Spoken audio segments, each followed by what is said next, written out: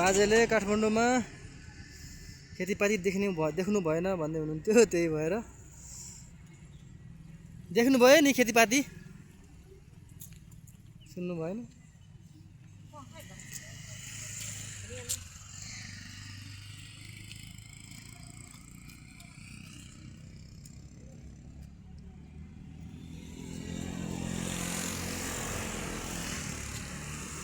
बाजेलाई खेतीपाती भएको ठाउँमा घुमाउन आएको अवस्था।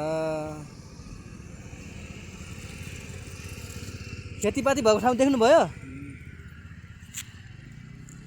कस्तो लाग्यो? राम्रै छ, खुसी भयो। नयाँ नयाँ घर, नयाँ नयाँ बाटो, नयाँ नयाँ बेलुका, पुरानो केही छैन, सब नयाँ।